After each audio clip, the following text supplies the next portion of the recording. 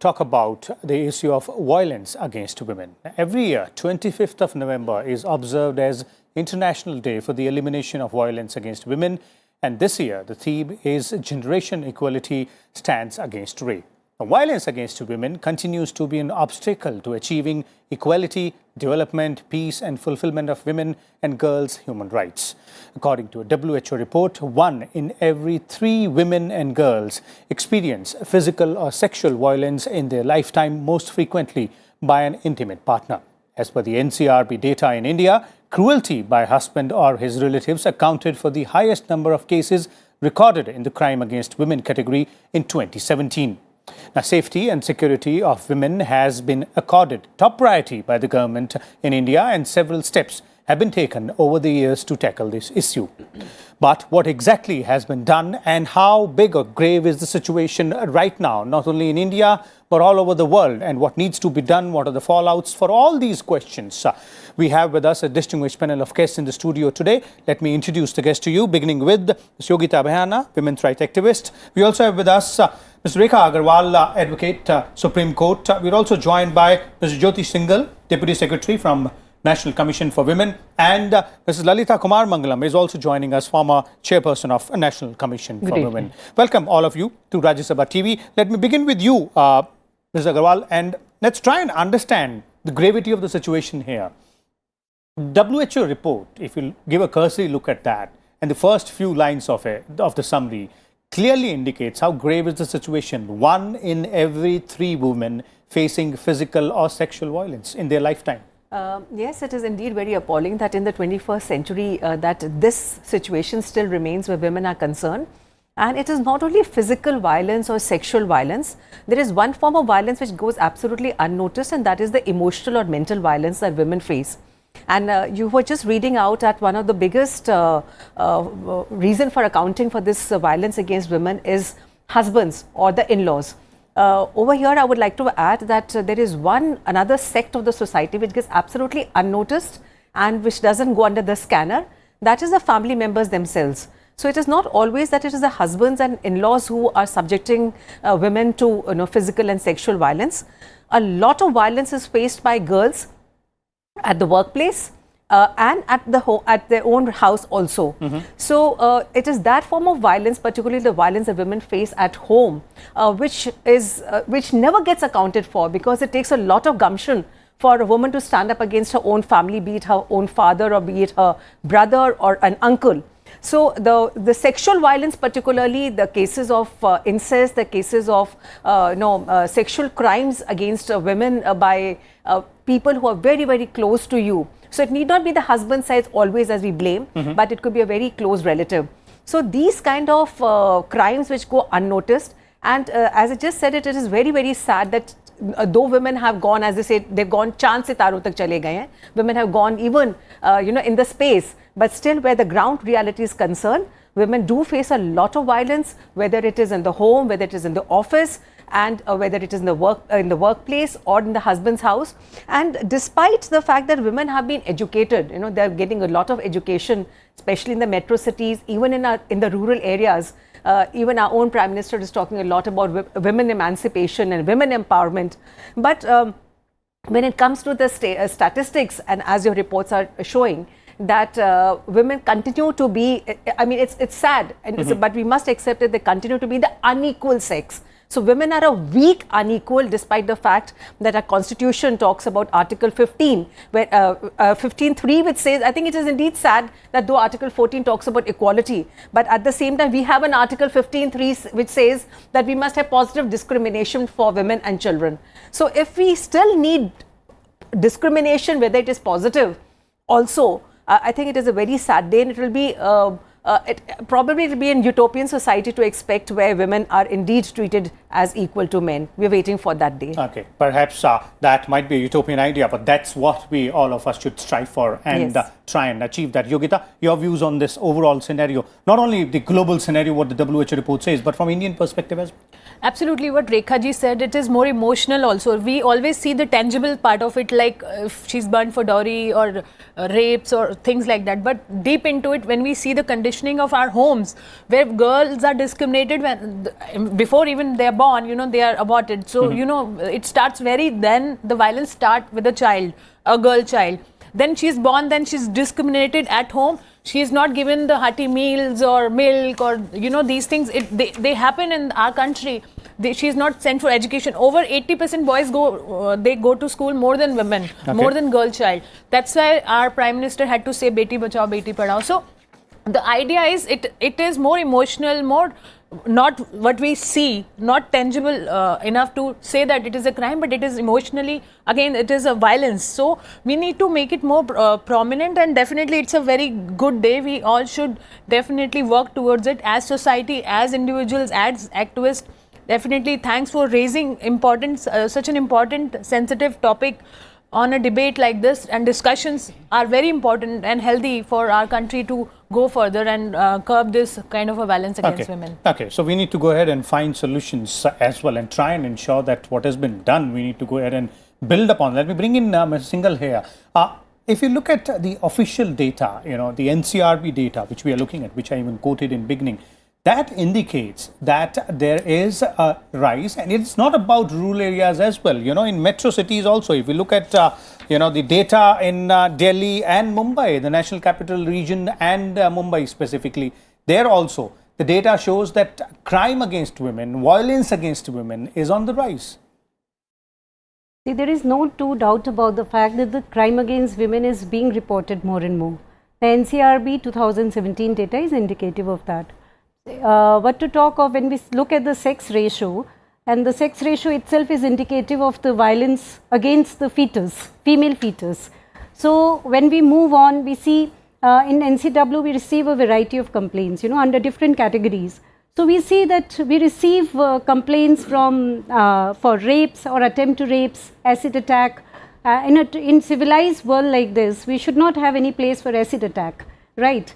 We receive complaints for dowry harassment in this age or domestic violence.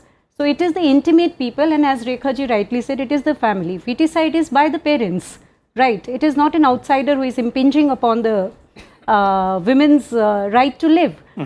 In spite of constitutional safeguards and the positive affirmation, there are cases which are reported, and a lot go unreported as well. Okay.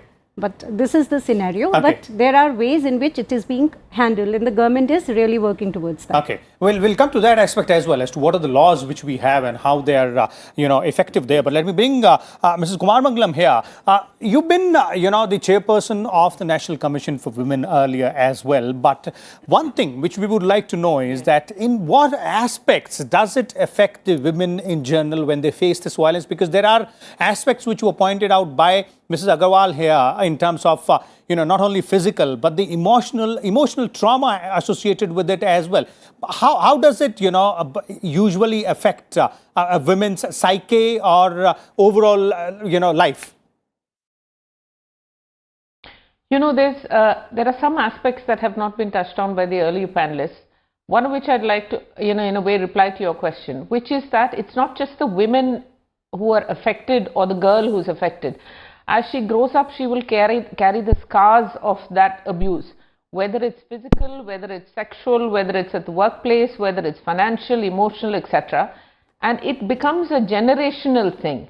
A girl or a girl or a woman who's been forced to go through all of this violence, overt or otherwise.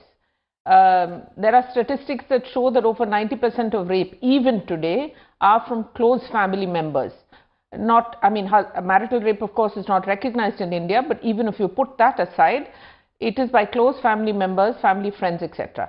Similarly, it is often the closest of your colleagues in office who will be sexually abusing you, harassing you in one way or another. And this is across the board for all forms of violence against women. Research has shown this all over the world, particularly so perhaps in the less developed countries like India. There are two aspects which were not mentioned. One is that the justice system often fails women.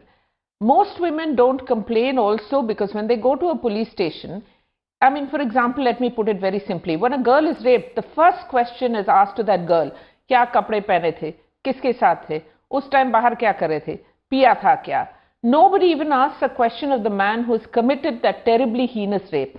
If we can all recall, Nirbhaya, that child, was a very good girl in all terms. Now, I know it sounds very judgmental, but if a girl like that could be raped by men who just give in to their base desires, and even now her parents are waiting for justice. The justice system fails women in this country. And that again is generational. For how many years can somebody fight for justice? Women give up. And that's also because, I mean, that's also one of the reasons why men have this sense of impunity. They think, hum to mard hai, mardangi hai. Look at the words used by many of our political leaders, regardless of what party they may belong to. I feel very strongly about this, so I don't want to bring politics into it. But people in public life themselves have a very skewed view of what equity is. And unless there is equity for women and respect for women, violence is not going to really decrease, regardless of whether reporting is increasing or not. But one of the most successful campaigns of Prime Minister Modi has been the Beti Bachao, Beti Padhao. The figures, the statistics will show that even in Haryana, the male to female ratio amongst between young girls and boys has gone up substantially over the last 6-7 years, and that's a remarkable achievement. Just like polio eradication, it took a huge public, where everybody pitched in, private sector, civil service organizations, the government, people themselves, I mean, public themselves. It took a huge movement to eradicate polio. That's what it's going to take in this country. Okay. The second thing is that the intergenerational sort of effect that violence against women has on families in India is becoming very clear nowadays.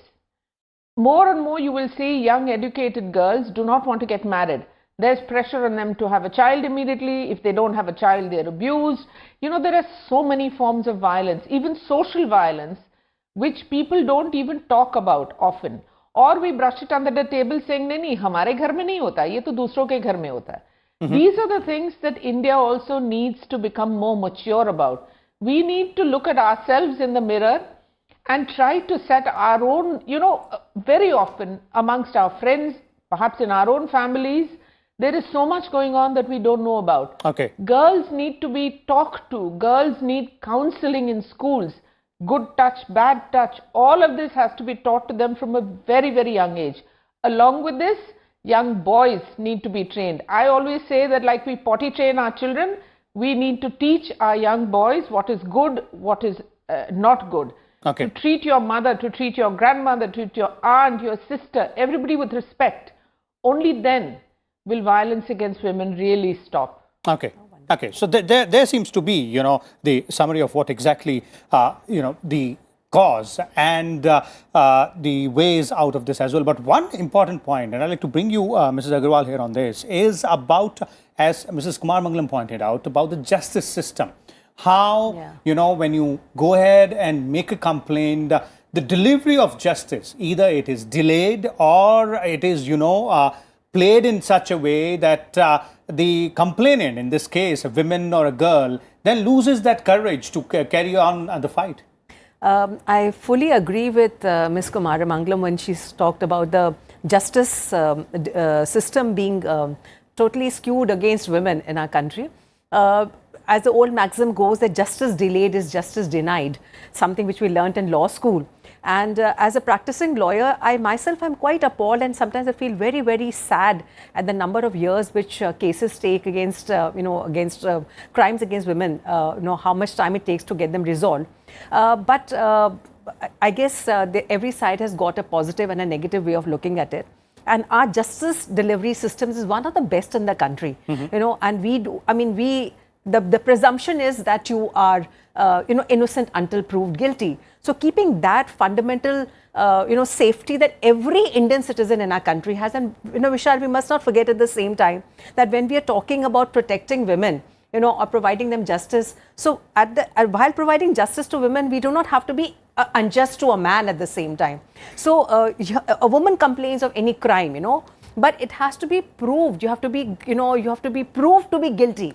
So that, since we have that thing at the back of our mind, our judges have that thing at the back of the mind, that while providing justice to a woman, are we going to do injustice to a man? So yes, so it does get delayed, but then ultimately we do have a foolproof system. We've got fast track courts, and we have got a number of specially made laws. For example, Domestic Violence Act, POCSO Act, the POSH Act for protection of sexual offences against women at the workplace, so on and so forth. So I think that yes, we do need more courts now, more fast track courts before justice becomes more sooner at the doorstep now. Okay, but one more step here, Mrs. Agarwal, and that is a step before the case goes to the court. That's one when we deal with the law enforcement agencies. Yes. If the laws are, we look at the number of laws, and I have a long list here in terms of laws to check violence against women, and those are very strong, very stringent laws. But the way the laws are implemented by the law enforcement agencies, maybe a bit more of empathy by the law enforcement agencies, maybe a bit more of behavior in such a way that it is not considered prejudiced. I agree with that point totally. I think that the first step, and as Ms. Kumaran also talked about, that the first question that a woman who goes to complain about any sexual crime particularly is the number of questions that are shot at her. And yes, it's a fact. So I think the first thing that has to be done is that a police needs to be sensitized. And often if I may say so, they come from a very rural background where there's a very patriarchal system of living.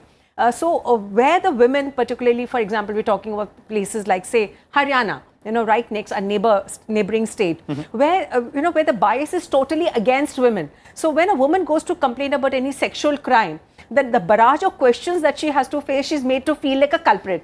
So after the post-Nirbhaya, there have been a number of amendments in our law, in the criminal law. There has been a very major amendment in 2013, where it has become mandatory for any police officer to register a complaint the moment a woman brings it to his notice. So that we had the concept of what is called a zero FIR, as it happened in the Asaram case. But despite that fact, and a police officer can lose his job if he doesn't register an FIR. Later on, it can be transferred to the correct police station which has a jurisdiction to deal with that matter. But be that as it may, yes, I must accept the fact, and I can say that out of my experience, when women come and complain to me that madam हम गए थे पर किसी ने हमारी सुनी नहीं complaint, उन्होंने कहा कि आप उधर जाइए, आप दूसरे थाने में जाइए. So yes, the ground reality needs to be changed. The police needs to be sensitized that yes, whenever a woman needs to comes with a complaint, just register it right away. Register a zero FIR, and therefore thereafter the inquiry can proceed. So that change is very much necessary at the moment. Okay, Mrs. Singhal, your view on that? Maybe more sensitized law enforcement agencies would help those women who are already have bore the brunt of violence against them. Maybe they can get some justice out there, and there are laws to go ahead and ensure that we keep in check further such cases. See, we have laws in place. The next thing that we as NCW, we look at it is, we receive a lot of complaints from women complaining of police apathy. So that is recognized. The complaint redressal mechanism, it goes on the way it does. It has its own mechanism. But as far as the sensitization of the police is concerned, NCW per se has taken initiative for gender sensitization of police, recognizing the fact that the woman who comes to the police station, it is her first interface after suffering the violence. Okay. So we are conducting gender sensitization with police officers. Number two, we are conducting capacity building programs for police officers in collaboration with Bureau of Police Research and Development. This is to augment the techniques that are used, especially in sexual assault cases, so that the evidence is recorded properly, so that the police officers who are there on the ground, the investigating officer, he knows how to go about it correctly so that the case doesn't fall. Thirdly, as Mrs. Kumar Mangalam pointed out, the students have to be targeted. So a program has been initiated for gender sensitization and legal awareness of school students of 11th and 12th. We have done a pilot in Delhi region in a few schools of Kendriya Vidyalayas. So what we are planning is, it is catch them young. So once we catch both boys and girls at a young age, we can expect they know what to do and what not to do. See, a boy calling a girl constantly may be in tune with the Hindi picture he has seen, that the girl ultimately gives in. but it is called stalking as per Criminal Amendment Act 2013. He needs to know that this is not done. It is lack of awareness also which leads to a lot of crimes. Okay. So there we are making that effort. Okay. Lastly, we are also doing a legal awareness program with stakeholders where they teach again both boys and girls of all ages about the legal rights of the women. This is again a step for containing violence against women. Once the men know what not to do or how to assist the women, we can expect some change in the society. Okay, Yogita, you think these are the options available and these are the way forward, gender sensitization as far as law enforcement agencies are concerned, and awareness for the general masses, as Mr. Singhal is pointing out, because they need to know what is right, what is wrong. I think that's the only solution. When I was also volunteering for NCW, that was the thing during that Nirbhaya time. We zeroed down to that only. Only gender sensitization can prevent violence against women in long future, because we need to have, quick solutions. We need to have long-term solution. This might be long-term solution, but this is very effective solution. Gender sensitization of school children, and definitely police. I also do police trainings and do gender sensitization. Trust me, it is the most difficult task.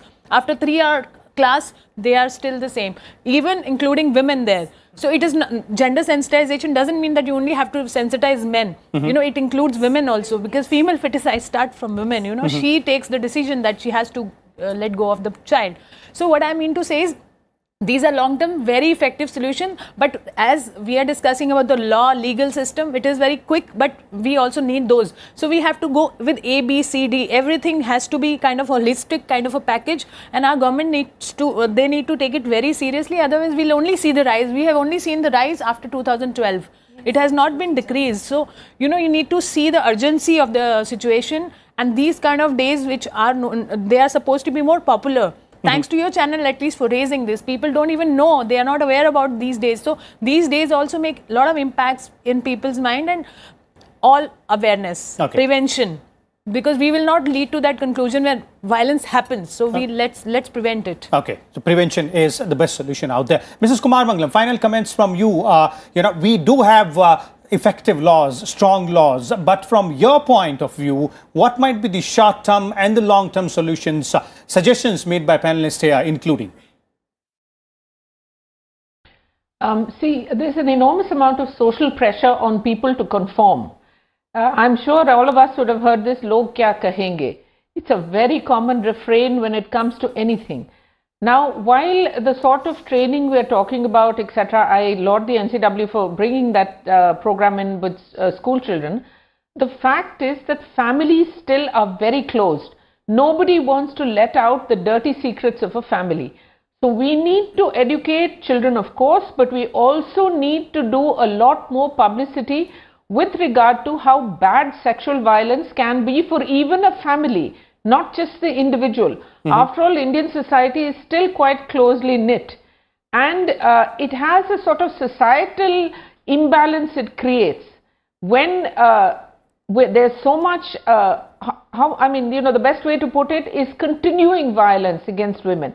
And you'd be surprised, it's not only in poor families or in rural areas, in very rich areas. I always quote the statistic, unless it's changed, it's probably still the same. It was there till a couple of years ago, that the highest rate of female feticide or infanticide is from South Delhi, which is amongst the richest communities in the country, regardless of what state they may come from, etc. Their income amongst the highest, they are amongst the highest educated, etc., etc. So we need to have a more holistic view. When it comes to the judiciary, I think even sitting judges need to be talked to. There are too many people who come up with the thing that families will be broken if women are given empowerment. The number of people I've heard tell me this will shock you all. And it's again across the board. It has nothing to do with what state you're from, how well educated you are, how rich or poor, etc. You would be appalled at the sort of people who have made this comment to me, that when women are empowered, they don't make good wives. Families break if women are empowered, etc. So we need to do not just training for police, especially at the lower level. When you're training students, you need to tell them about the zero FIR. Most people in this country don't know about it. Forget about women. Most people don't know about it. We need to be able to say that the police will be not just that there is a law to hold them up, but there actually are examples to hold them up. Because there's so much pressure on police stations to say that crime has fallen in their areas, they don't register FIRs. There are many, many reasons for it. And we also need to have counsellors sitting in the police station. Delhi police does have a core cell, that is the violence against women cell, has counsellors who talk to husbands, wives, individuals who've been harassed, etc., abused, etc. But in especially the smaller towns, where violence seems to be on the increase, there are no counsellors. Now I think the Nirbhaya centers which are coming up, they have it all under the same roof. But those counsellors themselves need to be told about what the pitfalls of their work may be. Very often counsellors are also subject to harassment and violence, threats, where people say, "Tum baat karo, dekhte," typical. "Tumhe pata hai main kaun hu, kya kar sakta hu," this sort of thing. So all of this has to be built into it. We need to have, it's almost like fast tracking it, and it's a huge job. So everybody needs to pitch in. You can't depend only on the government. The government can only do so much. We have 1.3 odd billion people. Individuals and families need to take responsibility. And first of all, to take responsibility, we have to accept that there is violence against women. And that we must accept that it's also wrong. Then yes, we can start changing. Society cannot be changed only by government. Society has to change itself. What was it that Gandhiji said? This is his 150th anniversary. Be the change that you want. So that's what all of us need to do. We all need to pitch in. And then I'm sure there will be a change. So there it is, as Mrs. Kumar Mangalam also pointed out, and our other panelists, be the change what you want. And this is actually the overall factual picture as far as violence against women is concerned. These are the numbers, but we will have to take a more deeper look at it and also ensure that we do our bit as a society, as family, as individuals. There needs to be a holistic approach, as our panelists have pointed out, to try and find not only short-term solutions but long-term as well. There are laws in our country and those are very stringent and very strong laws, but perhaps some more steps such as gender sensitization of law enforcement agencies and general awareness of the